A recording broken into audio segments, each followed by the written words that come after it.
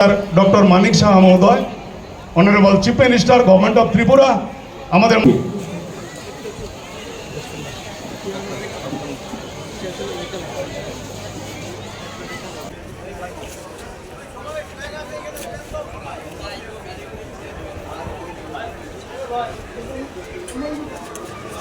এবারে অনুষ্ঠানে উপস্থিত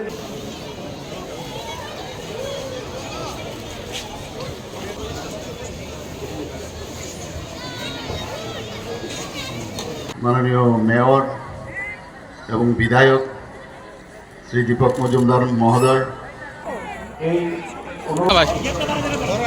না না এটা লেগে এমনি কাজ না কাজ করতে যে এক লোক সবসময় আরে পরে পরে লো না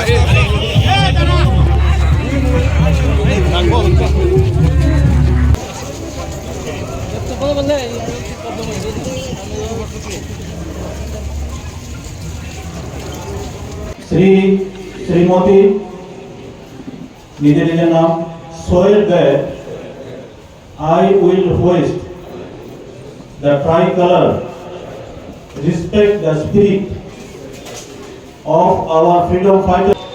আমাদের আহ্বানে সাড়া দিয়ে সব জায়গায় কিন্তু এই যে প্রোগ্রাম সেটা সফল হয়েছে।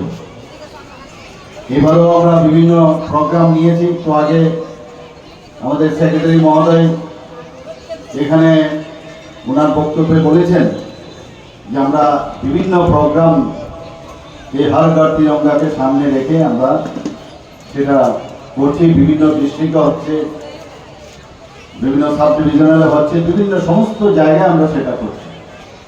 মাননীয় প্রধানমন্ত্রী যখনই যে আহ্বান করেন সাধারণ মানুষ কিন্তু সেটাকে পালন করেন এবং সেটাকে ফলোও করেন। আমরা দেখেছি ৭৫ সীমান্ত গ্রাম বীরগ্রাম, অর্থাৎ সেখানেও আমরা সেই প্রোগ্রাম আমরা এই দপ্তরের তরফ থেকে এবং সমাজের বিভিন্ন অংশের মানুষ তাদের সাহায্যের কারণে সেটাও কিন্তু সম্ভব হয়েছে। অর্থাৎ ৭৫ বছর যখন পূর্ণ হলো তাকে সামনে রেখে এই যে বিভিন্ন জায়গায় আমরা এই প্রোগ্রাম করেছি। আমরা আগেও জানতাম না এক একটা গ্রামে আমাদের ত্রিপুরারই বহু লোক এই দেশ স্বাধীনতার ওনারা উল্লেখযোগ্য ভূমিকা পালন করেছেন, তাদের নাম আমরা বের করেছি। ওদের নাম ওখানে প্রতিটা গ্রামে সেখানে ফলকে ওনাদের নাম আমরা সেখানে আমরা খোদাই করতে পেরেছি। প্রধানমন্ত্রীজি কি বলেছেন? মেরে মাটি মেরা দেশ। এর আগেও আমরা অনেক প্রধানমন্ত্রী দেখেছি, কিন্তু এইভাবে যশস্বী প্রধানমন্ত্রীজি যখন বলছেন মেরে মাটি মেরা দেশ, অর্থাৎ যে মাটির উপর দিয়ে আমরা চলাফেরা করি সেই মাটির সম্পর্কে উনি আমাদের অবহিত করেছেন। এবং সেখানেও যে প্রোগ্রাম দেওয়া হয়েছিল, যে বিভিন্ন যে ৫৮টা ব্লক আছে আমাদের, সেই ব্লক থেকে এই মাটি এনে অমৃত বাটিকা তৈরি করা। আমাদের মিউনিসিপ্যালিটি আগরতলা মিউনিসিপ্যাল কর্পোরেশন নগর পঞ্চায়েত থেকেও সেইভাবে মাটি সংগ্রহ করে আমাদের রাজ্যের বিভিন্ন জায়গা থেকে এসে আমরা অমৃত বাটিকা এখানে তৈরি করেছি। বিভিন্ন জায়গায় অমৃত বাটিকা হয়েছে।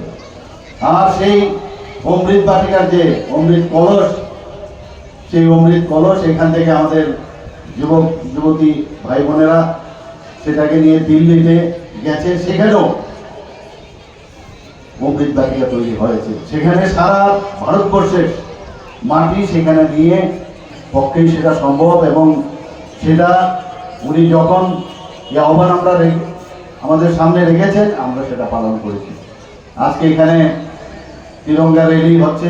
আমি আশা করি যে এই প্রোগ্রাম অবশ্যই সাফল্য হবে এবং আমাদের দেশের প্রতি, দেশ আগে তারপর অন্য কিছু, দেশের প্রতি আমাদের যারা আমাদের দেশকে স্বাধীন করেছেন তাদের প্রতি যেমন শ্রদ্ধা জানাতে হবে এবং দেশকে সামনের দিকে, আমাদের রাজ্যকে সামনের দিকে এগিয়ে নিয়ে যাওয়ার শপথও আজকে আমাদের